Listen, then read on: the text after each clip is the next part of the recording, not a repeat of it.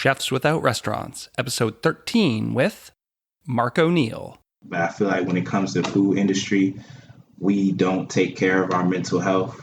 We don't get the days off we should. We don't take the time we should to take care of our mental health. And it's detrimental to who we are. I want to say my wake-up call came when my mentor, Anthony Bourdain, passed away.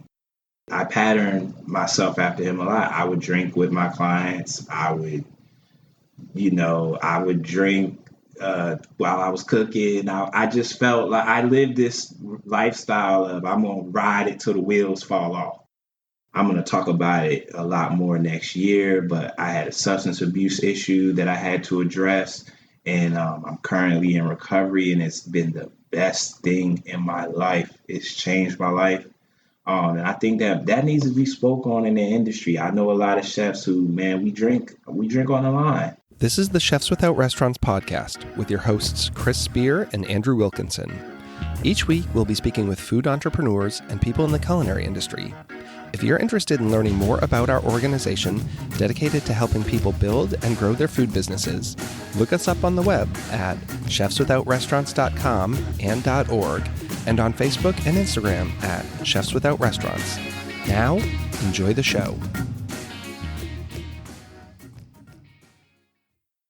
On this week's episode, we talk with Chef Marc O'Neil, who does weekly meal prep as well as cooking for special events in the Washington, D.C. area. We talk about being a boss and building your brand, looking at multiple streams of income in the food industry, mental health and substance abuse in the food service industry, having a community of chefs to lean on even when you work by yourself, and being aware of what you post on social media. Once again, thanks to Jug Bridge Brewery, located at 911 East Patrick Street in Frederick, Maryland, for giving us a space to record in. Thanks, and enjoy the episode. All right, we're back. The Chefs Without Restaurants podcast.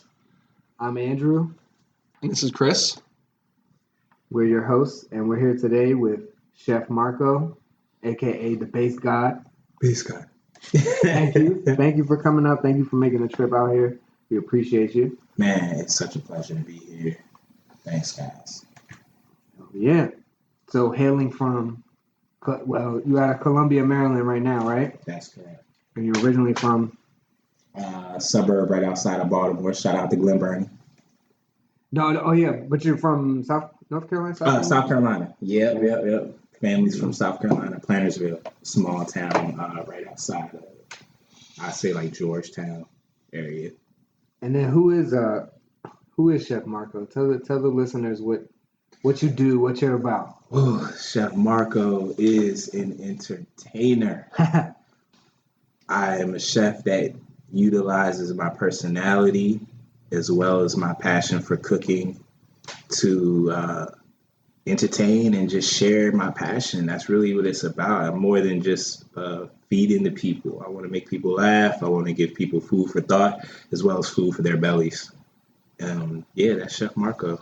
That holds a lot of value in this industry, I think. And speaking of food for thought, what are you currently cooking? What's going on in 2020? What do you got moving? What's shaking? All right. So the motto for 2020 is being a boss and building your brand. That is the biggest thing I'm pushing. I feel like we all know how to cook. This is what we do. We're chefs, but we need to learn how to be bosses, and we need to learn how to build our brand. So that's the motto for 2020. I mean, I'm pushing that. I want our chefs to all not be afraid to get out of restaurants. This is what this is called, Chef Without Restaurants. So in 2020, I'm pushing how it's done, because this is the first year I've done it fully, completely on my own. So now I feel like I can share with people the business aspect and what it really takes to be a chef without a restaurant. All in. Got to be all in. You gotta be. This shit is a lot of work. Yep. So what was your first, what's your introduction to food? Maybe at home or and then maybe get into your job experience. Well, I knew I loved food. I'm going to go all the way back. I knew I loved food at 5 years old when my brother taught me how to cook bacon. The way the fat rendered on the bacon, I thought it was amazing. To see it go from its raw, fleshy state to 10 minutes or 13 minutes. I remember 13 minutes in the oven at 375. It just transformed, and I thought that was amazing. I just couldn't. I was like, how does? And I was interested in it. And once I learned what that was and rendering fat, and I think that's where the base guy comes from. Just doing things with, that was my introduction to cooking. Then I just fell in love with textures and things after that, and it grew from there. But that was it. It was bacon. Bacon put you on. Bacon put me on. Bacon, get me up. Was your brother a cook? Nah, my brother. Actually, I think my brother would have been a great brunch chef. Because that was his thing. Yeah, my brother could make you the fluffiest eggs, the best bacon, like pancakes, all that. So, yeah, I think he would have did brunch, but he wasn't really a chef. So what did you have on the timeline as far as so you got your introduction, you got the bacon introduction. Yeah, I got my introduction, and then after that, I was just a home cook. I just liked to cook in the house, but I had no plans on being a chef because I didn't think chefs made money, and another thing was I didn't think they were cool. My idea of a chef was the guy in a dirty white coat and the big top hat and the baggy checkered pants, and I was like, hell no. I'm too cool for that, and even though I knew there were chefs that were successful, I was hell bent on being me and being cool. I was young. I just didn't think it was fly. I didn't think chefs got girls, so I was like, nah, this is not a career path I would take. But I always was passionate in cooking, always. Little did you know. Yeah, little did I know. Actually, so the way I really got into the industry was. I started young at Burger King. Me too. Hey, I worked at Burger King. And that was my introduction to the food industry. And the thing that I really liked the rush. I liked the fact that it would hit about 5:30, 6 o'clock, the drive-thru's packed, the restaurant is packed, and I look up again and it's 9 o'clock. And I love that. So I've always been addicted to that part of the industry, the dinner rush. From working at Burger King, it started. And then after that, I was like, okay, this still doesn't make enough money. So I kind of left the food industry for a while. And I tried my hand at something else, but I ended up coming back to cooking when I started working at a hotel as a dishwasher. And the line... The dishwashing section was at the end of the hot line. So when I didn't have dishes, I'd be watching the cooks. And me coming from the industry, I just felt like I could do it. I was like, man, I could do what they're doing. I'm like, that looks so easy. Like, I got to get off these dishes. So I made my way off the dishes and I got to the hotline and I was okay, but I couldn't do the stuff that they were doing. And just being a competitive person, I made it my business to learn it, but I still didn't want to be a chef. I just was like, oh, I'm going to do this because I don't have... Where was that? At the Westin. The Westin BWI. Shouts out to everybody that's still there. But yeah, that's where I started as a dishwasher 10 plus years ago. Yeah. That grounds you, I think, because sometimes you see these kids who never worked in food. They go to culinary school, they come out and they think they're going to be a chef and they've never had to be, a dishwasher or even a line cook. They come out and they want to be the sous chef or the executive chef. And I think there's something to be said for working right up from the bottom. Yeah, I agree. It humbled me. It keeps me humble knowing that I started literally from the bottom and I worked my way up each position. I didn't jump the rope at all. I went from dishwasher to prep cook to prep to line cook to lead line cook to sous chef to exec. I had to work each and every position, and each one, it was work. It kept me grounded. It keeps me humble to this day. Is your business now like a side hustle, or are you all in? I'm all in. What was your breaking point or what was your last job, and kind of what was the breaking point that made you just want to go and do your own thing? Well, my last job was 2 years ago. I was the executive chef at Tommy Joe's in Bethesda. And, man, I don't know if I want to put this out there. what really made Summarize, you don't have to. Well, I had a lifestyle. I had a lifestyle change where I didn't have my position. I had to step down because of some circumstances, and I just knew my worth. And I was like, you know what? I'm gonna bet on myself. So I bet on myself and stepped out there, and I still had the job. After I stepped down from my exec position, I was just regular line cook. I still had it, and I was like, you know what? This is it. I'm gonna go all in. And then once I went in all in, it was with my social media. Once I really dedicated my time to it, somebody reached out to me. I had a professional athlete reach out to me, and just the business I was able to get from him, it allowed me to go full on.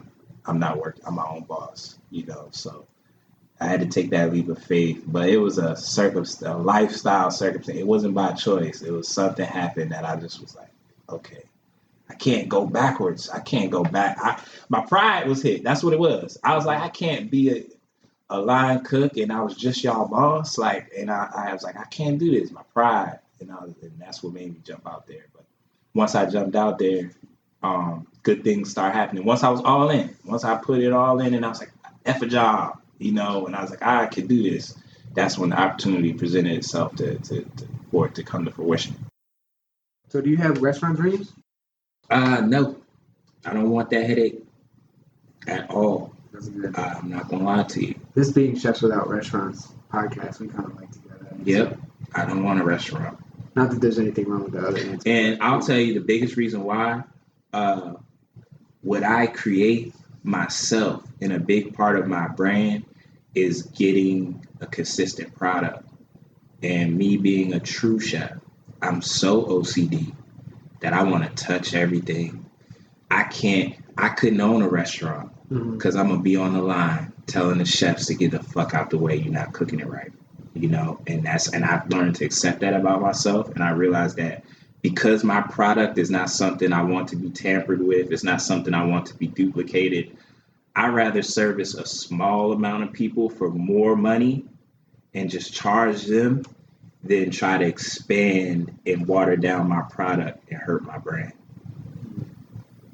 So yeah, restaurants out of the question. Unless somebody come in with that check. Anything possible when they come with that check. That's true. That's true. Well, you got a good enough team behind you.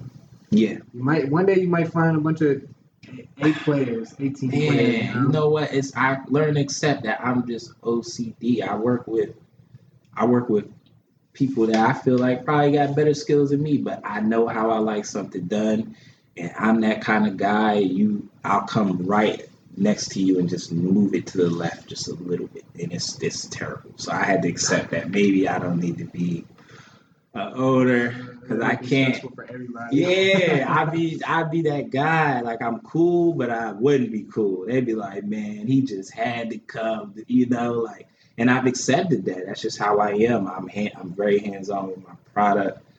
I just can't.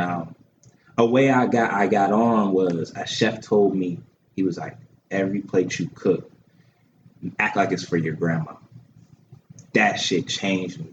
Every restaurant I've worked at, everywhere I've ever been, having that mind state, it just makes me have integrity to my product that nobody else has, because I always, every last plate, I don't rush. I don't do, if it's wrong, I'm replating it. Like, I treat it like, this for grandma. So with that being my motto, it's hard for everything to be for grandma when I'm putting it in other people's hands, I mean, that's a character flaw, but it is what it is. I'm keeping it funky. When I watch people make my pieces, I'm always trying, it's almost like you have to correct something, but most of the time I try to just let them do it. And if I'm there, I want to see the finished product. And if it looks good, it's good. I know what they put on it, so I know it's going to taste good. Sure. And I can see if they put too much of something or not enough. Right. But then I've come to the point where I got some people I can rely on, and sometimes I won't be around, and I just gotta, if I'm not there, I can't nitpick. Mm-hmm. And Well, hopefully, maybe I'll grow to that point. Right now, I don't even trust myself, so I'm all, and I think it's because I'm in the beginning stages too. I'm all about everything's got to be perfect.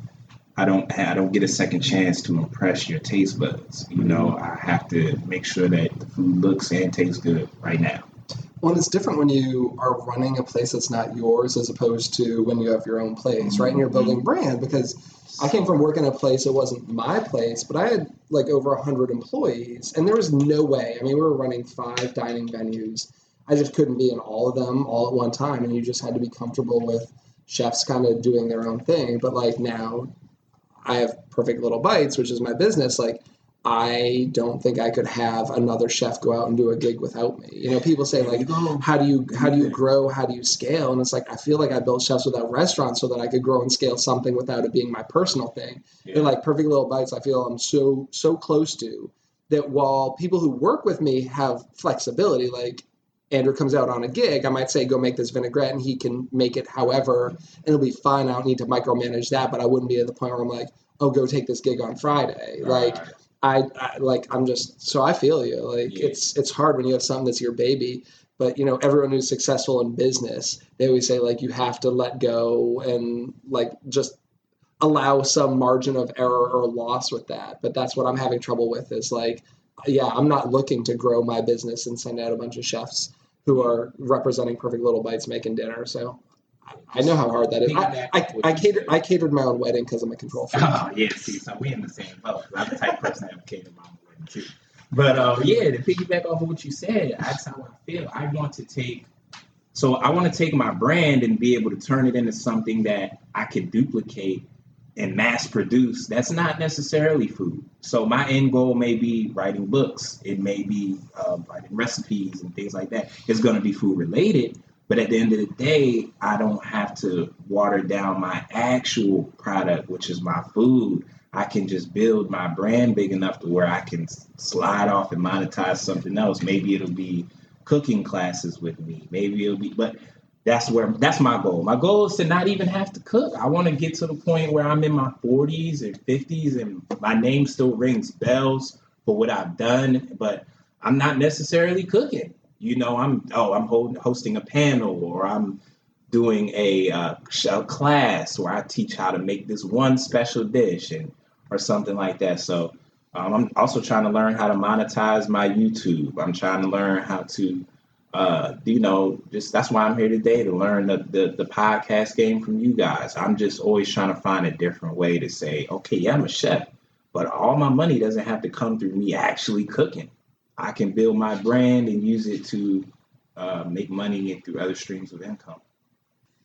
Speaking of streams of income, what do you think is your niche? I know you do meal prep. I know you do personal chef service. Right now, meal prep and events.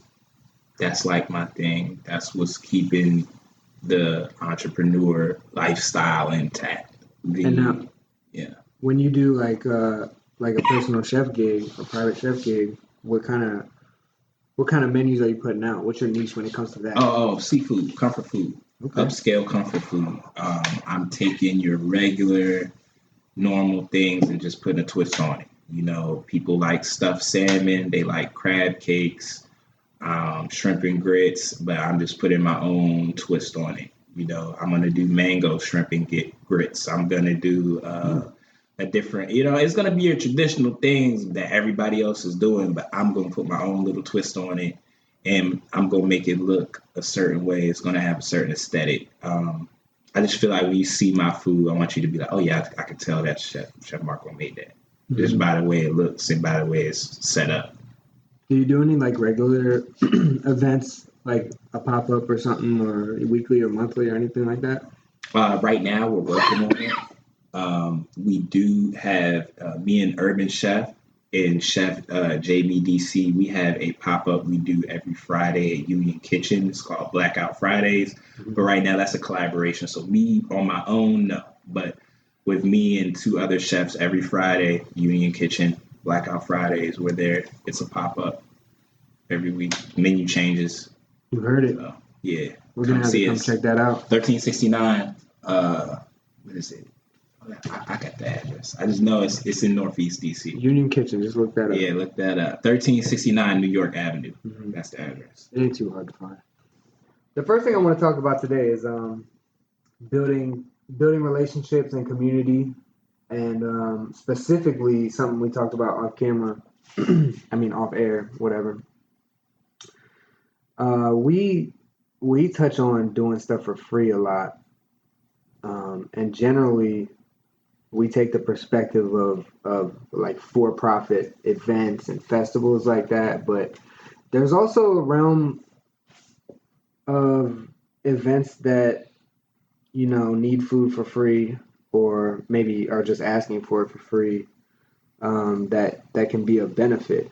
So I was gonna see if you wanted to touch on that a little bit, maybe along the lines of the story, like with your son's school and stuff. Mm-hmm. Like there's certain events you can do for free where you can gain a lot of value out of that. Yeah, I think when it comes to doing things for free, do your research and make sure it's going to benefit you. Because at the end of the day, it's not for free if it's going to benefit you. You might not get paid until a year later, but that connection you make, or that client that you get that refers you to another client, it will eventually pay for itself. But just make sure, do your research and make sure it's something worthwhile. Make sure it's worth what you're putting out, and don't overdo it. We were also talking about know your limitations. If you're going to do a free event, don't break the bank. Say, hey, well, I can afford to bring this or do this. Do what you can. But any opportunity to spread your brand and get people to taste your food, even if it's for free, it's worth it. It's worth it if you can do it, But I also say research it, because I know a friend who they got it was supposed to be like a mansion party, and but it was a chance for them to showcase their food and all this and be a vendor. But when they got there, it was somebody's house, and with a janky pool in the backyard, and like 25 people showed up. But it all could have been avoided if they did the research. Do the research. Somebody send you an address, look that motherfucker up. Google map it. Hey, man, this ain't no mansion. What's going on? I got questions. So do your research. Make sure you're not going to get gypped. And don't be afraid to do stuff for free. People are like, nah, I know my worth. Hey, you know your worth, then know that doing this free event is going to get you what you put out is going to come back, and something a lot of times 2 and 3 times fold. But you just got to be able to put it out there. I find a lot of times it makes sense to do something for free when you're aligning yourself with certain people that you want to be in the same room as, or if you're doing something to align yourself with the community, be a part of a community. Yeah, anything you can do to help is always a good look. Anything with kids, old people, any type of organization. If you get an opportunity to do something for the Boys and Girls Club, don't hesitate, because the free, the free, it's really not free. You will get paid. You will meet somebody that's going to get you in a position to get paid. Because who's really got time to spend? The people who really got time to spend giving back to those type of organizations and community events and stuff is people who got time because they have resources to have time. So it's people there you might want to meet. Now, I feel like Chris is looking at me, and I want to say, you still like everything that what Marco just said holds true. You gotta research it though. You gotta research it. You know what else you gotta realize too, and I think that this is the biggest part of doing anything. You really gotta realize that sometimes where you put it, it's not gonna come back from that. So like, I've actually done free events that maybe I did not connect with a client, but I still learned something that helped me make money. Literally, like I'd be like, oh, well, I made this dish and that was my first time doing this dish and I really liked it. It was a big hit. It was a big hit with these people. Now I know to make it again, even though I did it for free. And I feel I've always gotten something out of an event, whether it was learning, it's always helped me. So I think that, like I said, as long as you can do it and you can afford to take that L, it's worth it. We were saying earlier that you wouldn't even be sitting here today if I didn't do a free event. So like I did this event. I got like no business out of it, like no money out of it, but the connections that I made, like the only reason I know anything about you, Urban Chef, like all of you guys is because of this event I did. You know, our networks kind of connecting. So there's no way to quantify that monetarily, but there's just, you know, you have to be open to the serendipity of that, right? Like right place, right time, right event. It might not pay off the way you wanted. You might not get $1,000 gig out of it, but you might meet some really cool people. And for me, that was the best part of doing that gig. I remember I heard Urban Chef talking about it earlier. He was saying how, you know, if you do a free event, don't look at it like it's free. That's another thing I see a lot of people do when they do free events. They're like, well, it's free, so they don't put their all into it. And if you show up to a free event half-assing, I mean, yeah, you're not gonna get no contacts. Yeah, you're not gonna get any leads. Like you know, yeah, you didn't put in no work, and it shows. The people there like, okay, this free chicken was good for free chicken, you know. But I'm not gonna call that chef. You know, for real, you gotta show up and execute like they paid you. If you're going to do it. That's actually a conversation point that's going to come on the podcast that we're dropping today. We talked about being the cheap caterer because there's, you know, I've seen that a million times. And we got into that. We got into that with our last guest because, you know, talking about, you know, you're a caterer and you normally charge $50 a head and someone wants you to do $30 a head. So you do it, but then you break out some frozen tilapia that's all gross and you have 100 people show up to the wedding and they don't know you. They've never had your food, but you're serving gross thawed tilapia and instant mashed potatoes because you're trying to do it on the cheap. But how's that represent your brand? And we got into that on our last podcast, and that one's actually going to be airing today. But we really got into that about like, should you have a cheap menu, and how much do you care about building brand and just saying like, I understand your budget's this, but I can't do it for that. So find someone who can work with that instead of lowering your standards. Like it's okay to take the $30, but you still need to be putting out that $50 caliber meal. I think you're doing more damage by not. So that's something we've touched on a lot is like being the cheap guy and kind of putting out a subpar meal. So I'm so glad you hit on that. At the end of the day, you got to make a judgment call and choose what you're going to do. Just make sure you don't play yourself, don't play your brand, and don't play with people that are going to be trying your food. Yeah. Don't try to get over on them. Yeah, even if you're doing you're only getting over on yourself. Yeah. You're only getting over on yourself. People know when it's frozen fish. You know, people know when you didn't really make that, and it's just the instant mash. Like you said, people think they're getting away with something or cutting corners, but it always shows that you will be exposed. You will be exposed. You know, just keep it all the way thorough. If you can't do it, you can't do it. Yeah, man, that holds true in a lot of arenas too. Not even just what we're talking about. Yeah, I would say it really does. It really does. Like even just your own personal like energy levels and capacity. Sometimes you just gotta do what's best for you. That's correct. Gotta be able to say no.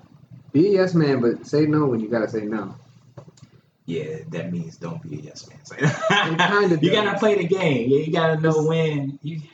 I always tell people, man, you know, it's so funny. People are like, oh, should I take this event? They're only trying to do this. I'm like, the best thing I can tell you is know when to hold and know when to fold. I can't tell you. Only you know if this event is going to help. It's going to be good for you money wise. Only you know if you can. I can't tell you, you know, so you just got to know. Best of it. Make the best of it. For sure. So this is kind of like an open end form of the podcast, part of the podcast where we can kind of talk about whatever you want. I know we didn't have. Sometimes I have like several topics, but today I had one, which was the community building thing. So, well, you know, while I have this time on this platform, I wanted to get a little deep. I wanted to talk about mental health in the industry, in the food industry. I think that mental health is a really big topic right now. And, you know, but I feel like when it comes to the food industry, We don't take care of our mental health. We don't get the days off we should. We don't take the time we should to take care of our mental health. And it's detrimental to who we are. I want to say my wake-up call came when my mentor, Anthony Bourdain, passed away. I wanted to be just like him. I felt like he was a rock star, and I patterned myself after him a lot. I would drink with my clients. I would drink while I was cooking. I just felt like I lived this lifestyle of I'm going to ride it till the wheels fall off type of thing. I'm going to work hard. I'm going to party hard. And I'm a chef. I could do this. And after years of that, and I was just like, I was so out of it and always trying to, just my mind always being foggy and not having any mental clarity. I went on a sabbatical, and that was one of the best things I could have done, because when I did that, I was able to work on my mental health. I'm going to talk about it a lot more next year, but I had a substance abuse issue that I had to address, and I'm currently in recovery, and it's been the best thing in my life. It's changed my life. And I think that needs to be spoke on in the industry. I know a lot of chefs who, man, we drink on the line. When I started working in DC, there was this culture of, as long as you could do your job, no one asked you what was in your cup. They did not care. You can go on break and come back smelling like a fresh blunt. No one cared as long as you did your work. And sometimes I had to realize that even though you can get, that's our coping mechanisms, we're just waiting to self-destruct, man. I mean, we're running off of, I know there would be days on end where I wouldn't eat, because I was constantly working double shifts, and my only coping was like, substance abuse, to stay up and to just feel like, well, I'm not hungry, or just plow through it, or my life sucks, so I'm going to get high while I'm at work to enjoy this shift. And I did that for years, and I feel like as chefs, we got to start addressing this culture of, mental health and substance abuse in the industry. There should be, I feel like jobs should have counselors, man. Chefs need counselors. Chefs need each other. We need each other. It's just not spoke on, I think, enough. And it's something I'm passionate about. And in 2020, I'm going to shed more light on my journey and my personal evolution to help other people. Luckily, I think that's becoming a thing, at least in some restaurants where they're starting to provide those type of services for their people. Oh, that's great. Even if it's from within. I was just listening to a podcast, one of my favorite podcasts, it's called Restaurant Stop a Bit. And he had a guest on there the other day, and it's I think he might have offered some service where they got a counselor that comes in or that's available at all times, but they also have a culture within their company where everybody, somehow they built it up. Everybody's checking in on each other, like, constantly. Mm-hmm. It's like, that's dope. It's like, do you need to take a day off? And they'll accept that if they notice you're off, or like somebody's having a bad day, it looks like they're crying. It's like, go prep onions. You know what I mean? Yeah. If you don't want to be on the line crying. Because it's constant pressure. It's constant stress. It's constant when you're in the industry, and then it's all about results. Mm-hmm. Nobody cares about your personal anything. It's about those results. So, you can't say, well, I have this family issue and that's why I'm late. Me and Chris were talking about dealing with the death of a loved one, things like that. There's no room for any compassion in that in the industry. Opening day is opening day. The dinner rush is dinner rush, and we're going to get it out no matter what. So I think that having that support, especially because it's really what pushed me to be a chef without a restaurant. Honestly, the industry not having that backing, I was like, I can do this on my own better than this, and be able to have days off and have peace of mind. Working for myself gives me the peace of mind that no restaurant can give me. I don't care how much money they want to pay me. It's not worth being able to be there for my family and my son. And I think things are changing incrementally. I mean, there should still be options if you want to have a drink sometime, but like maybe not having the shift drink and everything. But things I'm saying is like, I'm a big fan of Star Chefs and going to the Star Chefs convention up in New York City. And I've gone the past 9 years, and it was always like all day. It was like an open bar. Like it was a chef convention, and you could sit there and listen to great chefs like Grant Achatz and Mario Batali and all them. But like also on the floor, there was all these cocktails and wine, and you could get that. And 2 years ago, they moved away from that, and it was like, okay, we're going to have available from like 11 to 1:30, like when there's lunch, there'll be one person there and you can get a cocktail or some wine. But then they like shut it down, and from 2 to 6 there's no alcohol, and they want you to be there, be present, take in all the presentations and stuff, and just kind of get away from that whole mode of like, chefs are going to be there drinking all day and they're going to be skipping going to the actual content. Like we're there for this convention to see these chefs and learn from them. And a lot of chefs were not sitting in the stands listening to these chefs. They're out there getting their free drinks, and just seeing just 2 years ago, things like that. I think that's kind of the move. You hear a lot of people talk about going to like Food and Wine Festival and everyone's drunk there all the time. So like, where are the safe spaces? Where can you get a really good mocktail or like a kombucha or something like that? And you're just seeing more and more people saying, like maybe you don't drink at all, or maybe you do, but like, what are some really good non-alcoholic options? Or, so you don't feel left out. Cause I think there's definitely peer pressure to drink. Like everyone's drinking. Sure. I'll have a drink. Right here. They pass me a drink. I never turn it down. Yeah. I just hit this one. I throw it right on my shoulder. But I mean, you literally it's everywhere you turn everywhere in the industry. And for someone who deals with that, I've just learned to accept it, that is a part of the culture. And I feel like I'm still at that stage where I really haven't even came out and told. This is my first time really even being on my platform and sharing with them that I'm on this journey. And I do think there's a little bit of pressure, because you do get pressured to join in and to have a drink. And like I said, I don't say I don't. I just throw it over my shoulder and continue on, But getting to the place now where I think at least more people are saying, no, I don't drink, or I'm in recovery or whatever. I think, once again, baby steps. The same with mental health. Like nobody used to talk about going to therapy or whatever. And now it's like, yeah, maybe we should be talking about that, because then it normalizes it. It's like, yeah, let's talk about, I don't go to a therapist, but I have anxiety issues, which have mostly resolved since I got out of where I was working before. But like the fact that I had a lot of physical ailments that all came down to stress and anxiety, where I was having panic attacks. Like 15 years ago, I went to the emergency room. I thought I was dying. Like I had chest pains. And then because of that, I thought I was having a heart attack. So my legs collapsed and I fell down, and my wife drove me to the ER, and I thought I was going to die. And it was like a panic attack. Yeah. And then like it just builds on that. And, I think getting to the point where you can share your story with people and say like, yeah, I am, I have some anxiety, I have some stress, and how do you deal with that? And then people open up and tell you what they're doing and what their coping mechanisms are and how that helps, So just kind of, I think the more we normalize that and talking about all our issues with stress and anxiety and substances and stuff, it's going to get better.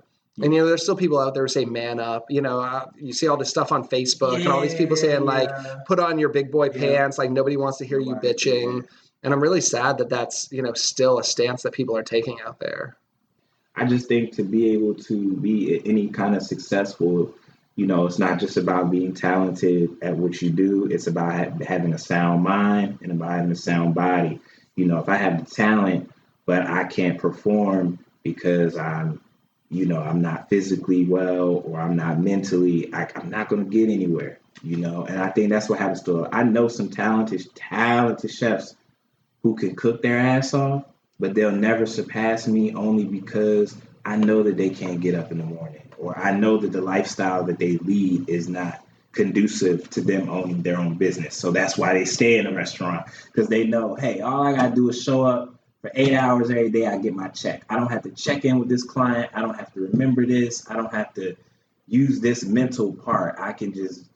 All I got to do is show up to work. And I did that. I did that for years. Just showed up for work. And you're not going to get anywhere. You're not going to reach your full potential. You have to have some type of mental stability, and you got to take care of yourself. So like I said, going through that and seeing what happened to Anthony Bourdain and just being like, you could be at the top of your game and it's still affecting you. It's not about the money or any of that. It's just about where you're at with it mentally. So that's a big part of the game. I think the position that we're in as independent operators is definitely like a unique one too, because it's kind of like it's a double-sided coin, really, because in one way we're alone, you know, and but that gives us time to self-reflect, so we can see like what's going on. We can ask ourselves these questions. Meditate. Yeah, and we don't have a lot of people that's really pressuring us or telling us that like fuck your problems, because we're in our problem. Like we got ourselves. And then the other side of the coin is that we're alone all the time, and we don't really have like the shit gets lonely. It does. And nobody's gonna ask you like, you know, when you're a business owner, everybody just thinks everything's cool and you're good. Like just because you own a business, you must be making money. Mm-hmm. You're happy. Mm-hmm. You're living life. Like envy. They be like, I wish if I had your food truck, you know what I'd be doing, or if I had this, if I had that. It's like if only they knew. If only y'all know. It's lonely. It is lonely, and it can be especially hard relationships struggle, you know?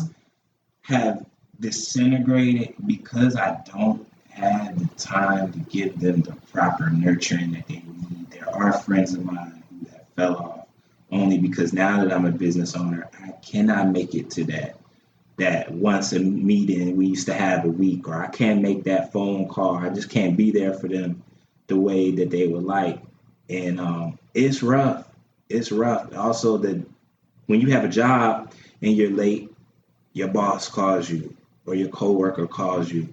When you're working on your own, you have to be self-motivated, and that still goes back to your mental health and your physical health. If you're not mentally right, you're not physically right. The only person that makes me get out the bed in the morning is Marc O'Neil. I don't have nobody else. Every now and then I have friends who will call me, but at the end of the day, I got to get up and go to work. And I think a lot of people don't have that drive. They need a job because it's like, if I don't show up, I'm gonna get fired. You know, whereas if they had their own business, they wouldn't be productive because they know I'm answering to me. And I've been on both sides of the coin. I've seen my business fail because I was only answering to me and missing work and taking off. Yeah, you can quickly go down that balance. Quickly go down a spiral and that shit. I mean, I literally in the past 2 weeks almost got kicked out of my house, and I'm not gonna say I lose my family, but you know what I mean? Balance, baby. Like almost lost my relationship with the mother of my child, like just because of the pressure and the stress. That's. I mean, it's not a direct effect, but the way that the pressure and the stress of being in this industry by myself has put on me, it's like that it directly affects her, you know what I mean? Because she gets the most of me and she gets the most of my free time. And when she's not really getting me, or like she doesn't get to, you know, like I'm closed up, I'm not expressing myself, like, and I'm not the type of person, like I've never really, it's hard for me to address and communicate really what I'm feeling inside, because I'm just feeling it. You know, I don't put that on other people. Yeah. And in some ways that's a good thing, but in a lot of ways that's not good, because I don't have nobody to talk to. And sometimes I don't even know how to talk about it. But, and then, you know, that stress. It's community. We've been saying community all day, and I think that community, that is what, like I look at it like this. Even though I'm an entrepreneur, I do have coworkers. I have other entrepreneurs that do what I do, and these are the people I talk to on a daily. So, like, for example, what me and Dre do for each other is, even though we might not work together every day, he is that person that will call me. He's that person like, hey, Marco, I see you got meals going out at 11. It's 9. Are you up and out? You know what I mean? And I'll do the same for him. So that community is what helps me. Because at the end of the day, like he said, we don't have anyone to talk to. We try to take on everything by ourselves. And then I notice too, when it comes to your family, right? You don't want to tell them too much because you don't want them worried. You want them to think that you're good. So when you're like, oh man, got this event. I'm waiting for this event to hit so I can pay this bill. You don't want to tell your baby mother that. You just want it to happen and pay that bill. You don't want to express to her that you're worried and you're a little concerned. You don't want to say, look, I got this issue going on, because you want the people that are dependent on you to feel like, especially as men, you want everyone around you to feel like, all right, he's a provider and he's taking care of things, so we keep everything to ourselves. But if you had that community of people doing the same thing as you, you'll have someone you could call. You could be like, man, I dropped the ball at this today, or this went well. You can talk about it, because we need to do that. And that's been my biggest, in the last year, it's really helped me, having a group of chefs that I could consider my coworkers. That's been my saving grace. I can call Kiss the Chef. I can call Urban Chef. I call Chef Rike. I can, even if it's just for 5 minutes, I can ask them a question. I have coworkers to me. It's not like I'm in it alone. You ever post something online and someone like DMs you like, what's going on? Or like, maybe you shouldn't have posted that because it's kind of not cool, you know, because I've done that before. There's been times that I've felt a certain way and you still sit on it for a couple of minutes and then you tweet something out and then someone shoot you a DM and be like, dude, like, I totally know where you're coming from, but like, you don't look really good in that light with what you just posted up. And those are like those friends, right? Because they know you, buddy, and they're watching your back and like, man, like, I get where you're coming from, but you just posted that up on a public forum and I think you should take that down. That ever happen to you? Man. Just recently, I thank everybody. This year I hit 20K followers, and I did not realize how far my reach is until people start saying things to me. So I post other content to help brand myself. I post, funny videos, things that aren't even, I try to root it in cooking, but it's not always. Sometimes it's just me and my son. But there was this funny video I saw one day, and I needed some content. I felt like my Instagram story was a little dry. So I shared it to my story, and the comedian, he was using vulgar language. And a mother was like, every morning, I watch your Insta stories in the car with my kid on the way to school. And usually, I don't curse. I don't have any content myself that I would have to worry about. But me posting this other person's content, I didn't even think about it. But she was like, yeah, the video came on and he was cussing and, it was just I had to realize, like, wow, my platform does hold a place. I have a responsibility with these followers comes a responsibility. Whereas though, if I had only had 200, 300, I'm quite sure I maybe wouldn't have ruffled no feathers. But now I'm realizing, like, there are kids that follow me. There are teenagers. There's people that actually look up to me. So certain things I may say is going to be law. So I feel like I'm just a regular person. But at the end of the day, I've accepted that I can't post. And I hate it. Sometimes I do post and I delete them a lot. I'll make a video. And now what I do is I don't post impulsively. So if I record a video, I always sit on it. Always. Even if I think it's funny as hell, I'll sit on it and I'll come back to it because I want to make sure I'm not offending anybody. I want to make sure I'm not doing anything to hurt my brand, because at the end of the day, it is about the brand. So yeah, definitely. I get those calls. And another thing I'll say is you have to be able to stand your ground. There's some things that I've posted and people have said what they said, and I just be like, nope, that's me. I'm posting it. It is what it is. So yeah, I mean, it's a fine line between that and just being downright wrong. And right now, there's a lot of things in social media. I mean, there was a big issue a couple of weeks ago. I don't know if you saw with the Galina's pop-up. Did you see all this thing? It's like a worldwide chef culinary thing, and every year they do this shuffle thing. And a bunch of chefs came over from Asia and went to a bunch of U.S. cities and did like a kitchen swap. But there was a photo where a bunch of them wear like the Asian rice hats. It was an Italian. No, it was Italian. It was Italian chef. Yeah, they ended up in Asia, and they did like the slant eye thing, and we're wearing like the right. But like, I mean, like a picture like that goes viral, and as fast as everyone can take it down, like it's been screenshotted and passed around, and it turns into a huge thing, and rightfully so. But I mean, in the moment, they probably didn't, had they thought about it, like someone should have called them out and been like, yeah, that's not cool. but it happened. But like, how quickly can that take down your whole business and all your credibility? And we're talking about a Michelin star chef here who this, it happened. And then they sat, it was like 24 hours, like nobody officially from the organization had even come out and made a statement. And the longer you sit on that, and it's like the world is so small now with social media and the internet, you have no time to do damage control on that. And I've seen that happen to a couple of groups now. It's like, but the organization wasn't the one that did it. It was a chef representing their event, but that still reflects. So that reflects back on your organization, which once again comes back to when you start an organization. I have Chefs Without Restaurants, and if I put my name on an event and I'm not there, and one of my chefs acts poorly, like, you got to move on that really quickly and kind of distance yourself and say, like, that doesn't represent my brand. So. And I don't know if it was 24 hours or what, but that they did come out and say that chef and his crew won't be invited back. And then that chef actually posted something. He posted that was sad though. That was no good. He posted a picture of himself with a little pouty face. That was just sorry. And then he wrote out some apology, which was like, I've seen worse apologies, but a lot of times people do public apologies for shit like that. And it's like, well, you already did it. It's not really the apology doesn't really count as damage control anymore. You know what I mean? It's just like you saying, well, you guys told me I'm wrong, and there's nothing I can do about that now. Yeah. So, like,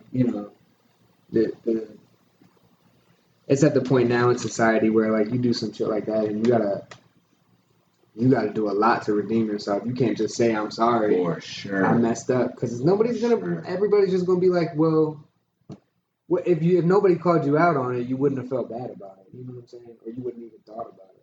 Or if it wasn't viral online, like if your homeboy that was in the picture was like, hey, maybe we shouldn't take that picture. Maybe we should take it down. And you'd be like, shut the fuck up. Right. Like, I don't care. You know what I mean? And then, I think the smaller chefs too, especially with social media, a lot of times they're not really aware of what they're posting. And I don't care if you got 100 followers, 200 followers. I feel like if you're trying to use your social media to start your business, beware of what you post. You can't post everything. You can't. You just got to make sure it's all in line with your brand. But they know. I mean, I think most of the people know. They think they're not going to get caught. But like some people, some of the things. Some people are. I'm like, would you if you had 50K, would you post it? I think sometimes they just think, oh, nobody's watching. I don't have any followers. Well, that's what I mean. Like, they're not doing it and be like, oh, I didn't know that was wrong. They're they know it's wrong, but they don't think anyone's going to catch it. That's what I'm saying. It's like, I think very few times where people are like, oh, that was racist? I didn't realize. They're like, oh, that was racist and the world saw it? Shit. I mean, some people just don't care. Like, I didn't realize that I was offending people. I apologize that you got offended. Like, that's not a problem. You gotta remember your business first. Mm-hmm. The social media part comes second. A lot of people don't. They think it's just social media. So they're like, well, I have the right to express my opinions. I'm like, yeah, but not while you're trying to start a business. Have a separate page. I had to learn that. You're narrowing have a separate your reach. Page. Yeah. You're making your reach a lot more narrow when you do stuff like that. And I do. I mean, I got 2 pages. I have my Pizza Llama page, and I have my personal page. And I put some of my personality into the Pizza Llama stuff, but I try not to go too deep into that to the rawness that is me. You know what I mean? But I got my personal page for that, and that's actually part of the reason why when we first did the first couple episodes, and he wasn't necessarily wrong for this, but Chris tagged my business profile, and I was like, hey, I think I would rather you tag my personal profile, because I want to be on this podcast saying whatever the fuck I want. Like, yeah, we do it for a certain community. We do it for chefs, and I'm not really afraid of. I'm comfortable in what I say. I'm not afraid of the repercussions that might come with that. You know what I mean? But you don't want it to reflect on your business. I don't want all of it to reflect on my business, because I want my business to be more of an open forum or platform for, you know what I'm saying? Like, I want to give it. I'll feed anybody pizza. The views expressed in this podcast are my own and not. Yeah, that was it. Disclaimer. And I think sometimes too, we got to stop limiting ourselves. I think that a lot of times too, our demographics get limited, and I've been working on that. I actually, for a long time, a lot of my clients were just Black, and I was like, well, that's cool, but like you said, I want to service everybody. So I kind of had to realize what it was that was making my demographic be that way, and it was basically the way I was marketing things. Once I started marketing, maybe using different hashtags, and not just trying to expose myself to a demographic that I'm comfortable with because that's where I come from, or those are the people that I know. Once I started just kind of linking up with different people, I was able to expose myself to a different demographic. And I also didn't have to change my food. I really thought it was my food. I blamed my demographic on my food at first. I was like, oh, well, I only get Black clientele because I'm selling mac and cheese and collard greens and short ribs and, just Southern food. But then I realized, no, white people want that too. Latino people want that too. Africans want that too. You just have to market towards them as well. And I feel like I was only marketing towards my demographic. That's why I was only getting my demographic. Now I started marketing towards other people. I have all different, people hitting me up for the same cuisine.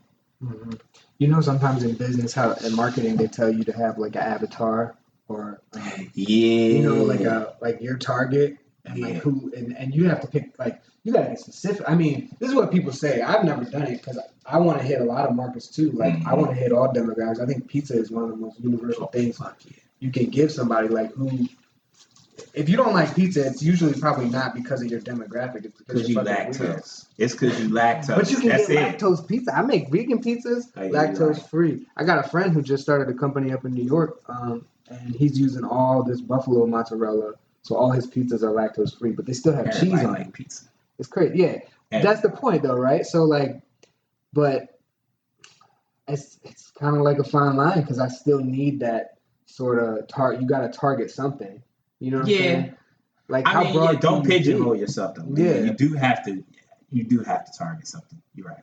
Yeah, so I just spread yourself. Yeah. You gotta pick one. And my life partner, I gotta say that because some people will be like, business partner. No, my life partner, and she's very keen on marketing and business too now. But she's always mentioned to me that my market it's working, like young working people, like young professionals. That's my market. Like, I can sell to older people. I can sell to people who got kids. Some young professionals have kids. I can sell to teenagers, you know what I mean? And they won't ever forget my brand, which is one of the cool things about it. But the people who understand my brand, my product, and are going to be my main market, it's the young professional. It's just what it is. They get it. They'll go to a food truck and not question it and understand that my food is, I got better pizza than anybody else in Frederick, and I'm using a food truck, and I don't have a restaurant, and I don't want a restaurant. But it's nice when you can, like, be yourself. For me, I've worn a chef coat my whole life. And when I started doing the personal chef things, I still dressed that way. Like, I still wore a white chef coat that said Chris Spear, chef, and my pants and all that. And and I thought that's what people needed or expected, right? You roll up in this, it's like really wealthy, wealthy old white people, but I mean, that was a lot of my demographic, and they kind of wanted to see that. And even though I've done it for like 20 years, it didn't feel like natural to me. And it's only recently that, like, now my gears, I wear like a Dickies short sleeve shirt, and like my jeans, I like rolling with my, Star Wars snapback cap.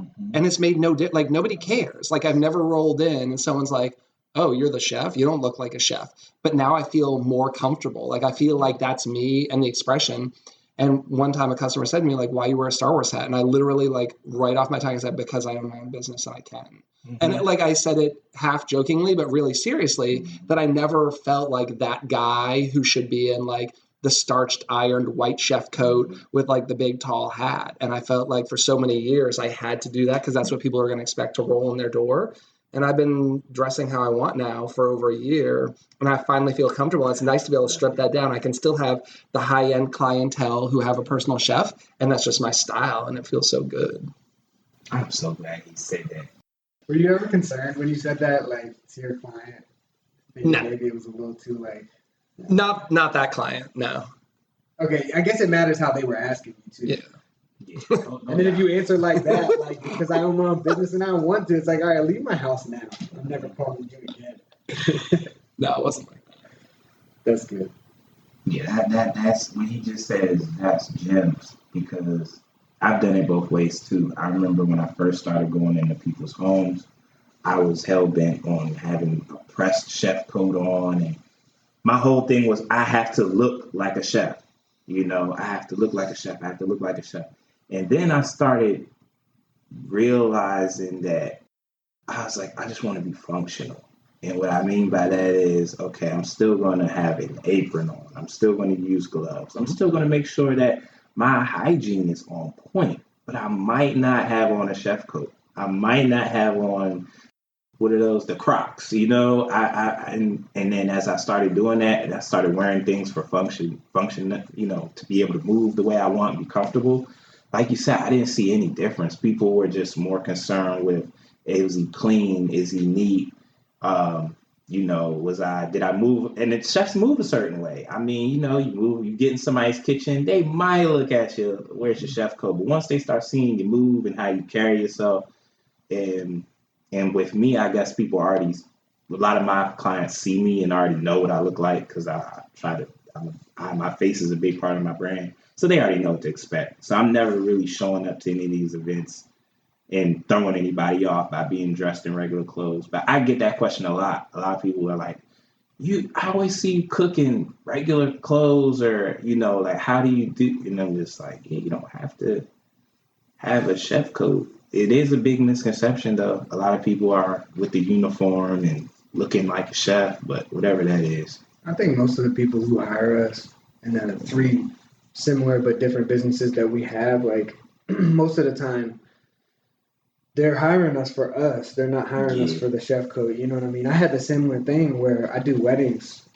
Maybe not a lot, but I do weddings. And, you know, me and my crew, we don't wear chef coats to make wood-fired pizza in 90-degree weather. We wear T-shirts. And I got tattoos. Mm-hmm. And, you know what I mean? Like, we wear jeans. I tell them, oh, we're wearing our all blacks today. Like, everybody got to wear black jeans or black pants and our black shirts. But, like, yeah, I think there definitely needs to be an aesthetic. Yeah, so we look good and we look like a crew, but at the same time, it's like, I used to worry about it. I'd be like, man, they're all in tuxes and, like, it's hot. And, well, they're not standing in front of the oven, but still, they're all in tuxes, and I'm, like, serving all these people and wearing T-shirts and stuff, and I used to feel weird about it, but then I was like, you know what? No, they paid me money knowing what they were getting. Like, when have they ever seen me walk around in a chef coat? When have they ever seen us, like, in some, like, funny Pizzaiolo uniforms with the red scarf on? Like, no, you're not getting that with Pizza Lamo. Like, we're raw, we're pumped, we're like, you know what I mean?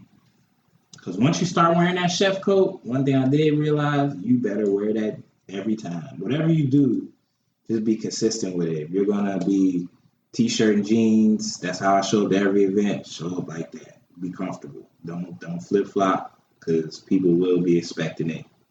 They want what they see. You know, I post myself in the kitchen all the time, and with that look, that aesthetic, that's what you're going to get when I show up to your party, to your event, you know, because like you say, people paying for us. The biggest thing people say all the time, oh, I'm supporting you and I don't even know what your food tastes like, because they are supporting me. They like what they've seen. They like how I represent myself and my business and my brand, and they just want to support it. So, yeah, bring yourself to the table. I kind of want to, like, before we end up this section, I want to touch on something. It's a little off. It's kind of a tangent. But you saying support just reminded me of something. And it's something I heard from another restaurant owner. Anyway, he was talking about support versus consumerism. And I guess what his issue was like, you know, somebody who comes and buys a pizza from you once a week or once a month, like, I guess what he wanted to say is that, like, you can't really get that twisted. Like, that's actually consumerism. It's not really support, because the whole purpose of your business, my business is selling pizza. You know what I mean? So if you're going to buy a pizza from me, like, I appreciate it. Mm-hmm. I love you. You know what I mean? But for me to say like, thank you for the support, there's nothing wrong with that. First of all, let me say that. And there's nothing wrong with people like saying I support you, but just coming and buying a pizza from me that's consumerism. You know what I mean? You're coming to get a product that I work hard on and you pay money for. Right. You know what I'm saying? None of that goes to me expand. I mean, unless I dictate the money to expansion, none of that is going towards my expansion or growth. You know what I mean? So like, and when you support somebody, it's like you introduce me to somebody. Right. You invest in me. You know, there's different things. You give me knowledge, you know what I mean? Or you give me your time. Like that's support. Just buying the product is consumerism, you know? And it's necessary. It's like a necessary part of our business. It's not like it's not appreciated. It's a way it can be considered a form of support. But I just think it was worth noting like that thought process, because I never thought about it like that before until I heard him say that, and I was like, that's real true. And it came down like he got even deeper with it, where like, you know, you would just have to listen to it. It was Derek Falcon. I had this conversation with a good friend of mine the other day. What's the difference between the person that buys meal prep from me every week, which is the consumer, and the person who maybe hasn't bought meal prep from me, but they repost me every day? Mm-hmm. They've given me endless referrals. So they've never actually put a dollar of their hard-earned money in my pocket, but they've, like you said, given their time to spread the word about my business. They've given their time to repost me on their social medias, and that's generated more money than that consumer who literally doesn't tell nobody about me. They just literally get their product from me and see it. Have a nice day, sir. You know, and it doesn't go any further than that. But what I did realize between the conversation I had with him between consumers and actual supporters is you just got to appreciate both of them equally, because you need both. Yeah, you do. I feel like, so I still show that consumer just as much love as that supporter.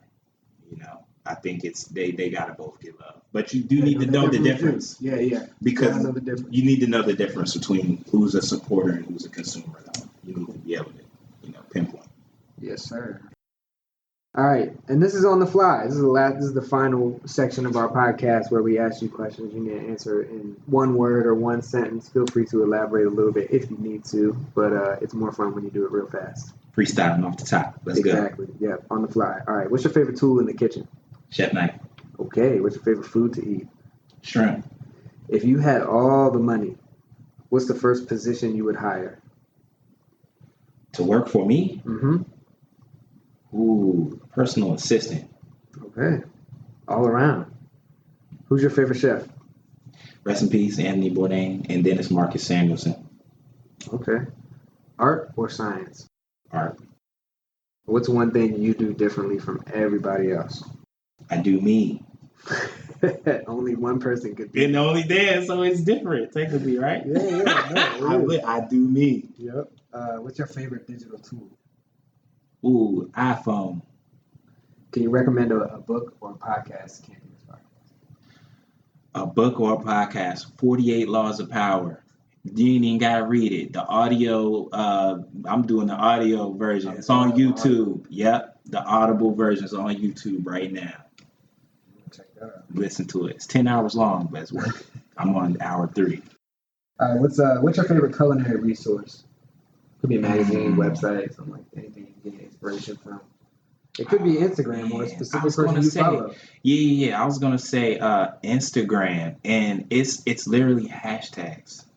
I would say maybe the Insta Eat, because I get to see an array of different things, and I don't know how that algorithm works, but like I'll get a post from someone that literally has 100 followers, and it'll be a post that sparks the biggest idea, and then I'll see a post from someone that has 100,000 followers, but it's all under that same hashtag. So that hashtag is love. We literally did a mini episode about Instagram being a culinary resource. Oh, yeah, for sure. As well as just a resource in general. And one of the last things I said was follow hashtags. Yeah, because I met some cool people right off hashtags. Cool. All right, so how do you decompress? Music. Let's put the headphones Listening on. to music. It lets me take my mind off everything. My mind's constantly running, constantly. I'm always thinking of food, ideas, what I have to do next. But when I put in my headphones and I turn on some music, I can just kind of block things out. I kind of can free up my mind for a second, with music. All right, and what do you want the Base God to be remembered for? Man, I just want my legacy to be, I want it to be that I was, and this is going to sound very cliche, but I was real, I'm real, man. Like, I'm a real person, and I want people to know that, like, we are all real and we can relate. My thing is relatability. I try to find something to relate to everybody. And that's how I built my, clientele, because I've always just been very personable, very vulnerable, and I'm real. Give us somebody else. We need some more guests. Who do you recommend that we get on this podcast? Oh, man. Poppy Cuisine. Y'all got to get him. He's in Baltimore. Probably one of my favorite chefs. I know Chef Nell. She's upstate. She's one of my favorite. And y'all gotta get my boy Kiss the Chef on here, man. Put in the plug. He's on the list. Put in the plug. All right, got to, man. Get Kiss the Chef up. Kiss the Chef need to come up here, no doubt, because that's who without a doubt I wouldn't be sitting here if it weren't for that man. Straight up, like, he's what is it? I guess he's Diddy and I'm Biggie. You know what I'm saying? Straight up. Yeah. Dre had a similar thing to say about that, as far as people paving the way in the DMV for personal chefs. He made me realize it was real, because I saw other people doing it, but he allowed me to watch him do it in person. Mm-hmm. So I was like, oh, it's real. Because a lot of these Instagram people be capping. A lot of them got followers, but they're not making no money, or they not really doing nothing. So I knew that. So I wasn't never sold on it. I was never sold on putting my time into Instagram and doing all this, because I knew people was lying. But once I got with him, I saw it. I saw the lines around the corner. I saw the people gathering just off of a post. And I said, oh, snap. Hey, he's a person like me. I can do the same thing. And I was able to do it. So, yeah, y'all got to get him up here, man. He's a GOAT. All right, man. Thank you for coming up here. We appreciate you coming out and getting vulnerable, getting deep, being real. We'd love to have you back sometime. The whole crew that was here today, really. But yeah, we appreciate you. Let everybody know where they can find you at, where they can follow you. Follow me at Marc __O'Neil, ONEIL. That's my main handle on Instagram. And you can also follow me on Facebook at I Am Chef Bay. If you find it on there, we should. I'm the only one on there with that tag. I Am Chef Bay, Chef Marco. It should come up on Facebook, and follow me there. But my main source of, if you want me to get back to you, is follow my Instagram. Thank you, Base God. Yep. The Base God is blessed the building. All right, make sure you like and subscribe. Write a review for us on the Chefs Without Restaurants podcast on all platforms. Follow us on Instagram at Chefs Without Restaurants. And if you have anything, any suggestions, any concerns, comments, whatever, chefswithoutrestaurants@gmail.com. Thank you for listening. Shout out to Jug Bridge Brewery for hosting us, and Toyo Mancy for the cool beats. And we'll catch y'all next time. Thanks for listening. Thanks for listening to the Chefs Without Restaurants podcast. And if you're interested in being a guest on the show or sponsoring a show, please let us know. We can be reached at chefswithoutrestaurants@gmail.com. Thanks so much.